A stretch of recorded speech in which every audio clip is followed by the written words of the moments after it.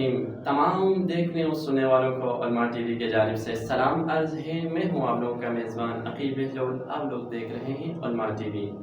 تمام حمد و ثنا اس خالق لم یزل کے لیے جس کی ربوبیت، خالقیت، مالکیت کا اقرار کرتے ہوئے 1,24,000 انبیاء گزر گئے، اور درود و سلام ہو ان مصطفیٰ مجتبیٰ مرتضیٰ بندوں کے لیے جن کے خاطر اللہ تبارک و تعالیٰ نے اس کائنات کو تخلیق فرمائی۔ جی سامعین و ناظرین، آپ لوگ اس بات سے بخوبی آگاہ ہے کہ ہم ہر وقت دین کی اشاعت و ترویج کے سلسلے میں کوشاں ہیں، تو اسی سلسلے کو آگے بڑھاتے ہوئے اس ماہ رمضان المبارک میں آج کا ہمارا مہمان خصوصی بنے ہیں مولانا حجت الاسلام والمسلمین لیاقت علی رانجھا صاحب۔ آپ ان کا انتہائی مشہور و ممنون ہے کہ آپ اپنے قیمتی اوقات میں سے وقت نکال کر ہمارے اس پروگرام میں تشریف لے آئے۔ مولانا صاحب، کیونکہ یہ ماہ رمضان ہے اور اس ماہ رمضان اللہ تبارک و تعالیٰ نے اس ماہ رمضان کو اپنے ساتھ تجویدی ہے، یعنی اپنا مہینہ قرار دیا ہے، تو اس ماہ رمضان المبارک کے حوالے سے انتہائی ہر جگہ پر پروگرام نشر کیے جا رہے ہیں۔ تو آج کا جو ماہ رمضان، کیونکہ ہر چیز کا ایک معنی ہوتے ہیں، ہر چیز کو سمجھ کے کیا جاتا ہے، تو اس ماہ رمضان کا معنی کیا ہے؟ خالق لم یزل نے اس مہینے کا نام خود ہی رمضان رکھا ہے۔ رمضان کا لغوی معنی کیا ہے؟ اس کے بارے میں مختلف اقوال ہیں اہل لغت کے۔ بعض کہتے ہیں کہ یہ رمز سے ماخوذ ہے۔ رمز کا مطلب ہوتا ہے دھوپ کی شدت، سختی، اس کو رمز عربی زبان میں ہوتا ہے۔ تو جس وقت پہلی دفعہ ماہ رمضان المبارک کے روزے فرض ہوئے تو وہ ماہ رمضان گرمیوں میں پڑا تھا، تو لوگوں میں ایک سخت دھوپ، سخت گرمی کا احساس ہوا، تو اس وقت اس مہینے کا نام ہی رمضان پڑا۔ رمضان یعنی ایسا مہینہ کہ جس میں تپش کو محسوس کیا گیا، سخت گرمی کو محسوس کیا گیا، اور شریعت کے اعتبار سے اس کا جو معنی ماہ رمضان رکھا گیا ہے، حدیث پیغمبر اکرم صلی اللہ علیہ وآلہ وسلم ہے، انما سمی رمضان لأنہ یرمز الذنوب، کہ ماہ رمضان کو ماہ رمضان اس لیے کہا جاتا ہے کیونکہ یہ گناہوں کو ایسے جلا دیتا ہے کہ جس طریقے سے سخت گرم زمین چیزوں کو جلا کے رکھ دیتی ہے، اس لیے یہ ماہ رمضان کا نام ماہ رمضان رکھا گیا ہے۔ ماشاءاللہ، سبحان اللہ۔ اچھا، یہ ماہ رمضان کا نام تو مطلب اس کا معنی کیا ہے، اس پر آپ نے تبصرہ فرمایا، ماشاءاللہ، بہت ہی کمال۔ اچھا، یہ ماہ رمضان کی فضیلت، اس کی وجہ آپ تھوڑا سا بیان فرمائیں تاکہ لوگ پہچانیں اس کی۔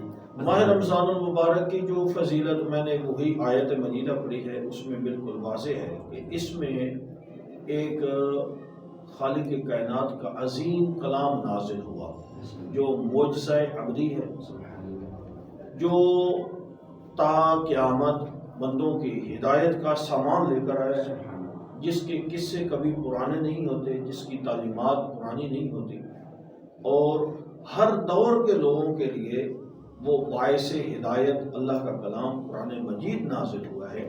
اور دوسری بات اس میں یہ ہے کہ دیکھیں، بعض اوقات سفر کی وجہ سے یا مرض کی وجہ سے کسی آدمی کا روزہ رہ جاتا ہے، تو اس کو دوسرے ایام میں جب رکھنا پڑ جائے تو اس کے لیے وہ مشکل لگتا ہے، کیونکہ دوسرے لوگ کھا پی رہے ہوتے ہیں اور وہ ادھر سے بیچارہ روزے کے ساتھ بیٹھا ہوتا ہے، تو اس کے لیے مشکل ہوتا ہے۔ اللہ نے سب مسلمانوں پر ایک ہی مہینے میں روزے فرض اس لیے کر دیے تاکہ سب کے سب مسلمانوں کی ایک ہی حالت ہوگی، تو کسی پر وہ روزہ رکھنا شاق نہیں گزرے گا، اس کے لیے کوئی تکلیف کا باعث نہیں بنے گا، اس لیے اس سادے کردگار نے ایک مہینے میں مختص کر دیے ہیں۔ سوال آپ سے میں کرنا چاہتا ہوں کہ اس ماہ رمضان المبارک میں روزہ رکھ کر اپنے آپ کو کن چیزوں سے بچائیں، اس پر تھوڑا سا۔ جو خطبہ شعبانیہ میں پیغمبر اکرم صلی اللہ علیہ وآلہ وسلم سے حضرت امیر المومنین علیہ السلام نے سوال فرمایا کہ حضرت ارشاد فرمایا کہ یا رسول اللہ، اس مہینے میں سب سے افضل عمل کیا ہے؟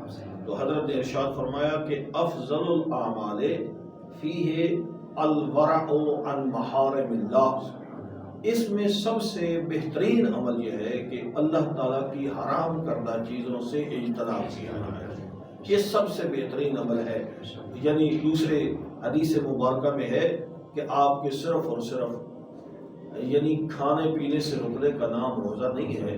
چھٹے امام کا ارشاد ہے جس وقت روزے سے ہوں تو آپ کے کان بھی روزے سے ہوں، آپ کی نگاہ بھی روزے سے ہو، آپ کی زبان بھی روزے سے ہو.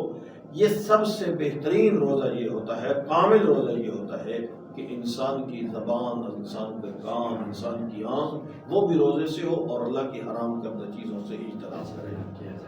ماشاء اللہ.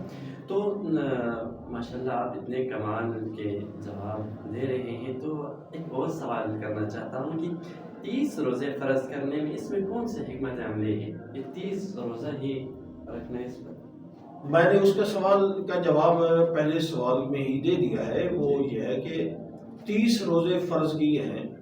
اس سے اگر وہ عیسائیوں کا روزہ دیکھیں تو وہ 26 گھنٹے کا یا 24 گھنٹے کا روزہ ہوتا ہے، تو وہ طبیعت پر مشکل اس سے گزرتی ہے.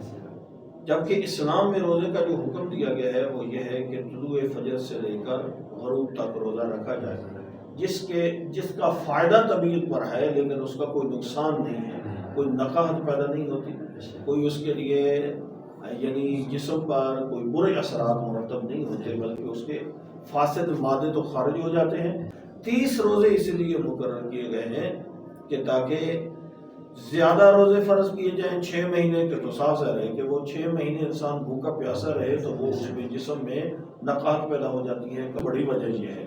اور پھر 30 روزے اس لیے فرض کیے گئے ہیں، 30 روزے رکھنے کی وجہ سے طبیعت پر کوئی مشکل بھی نہیں پڑتی اور اس سے کہ صحت پر اچھے اثرات بھی نمودار ہوتے ہیں. ماشاء اللہ بہت ہی کمال کیا آپ نے. مختصر سے وقت میں، مختصر ٹائم میں آپ نے ماشاء اللہ اتنے جامع الفاظ اور جامع کلمات آپ نے ادا کیے. خدا آپ کو سلامت رکھے، آپ کی زبان میں اور متاثر عنایت فرمائے. اس طرح کی ویڈیوز دیکھنے کے لیے علماء ٹی وی کو سبسکرائب کرنا نہ بھولیے گا.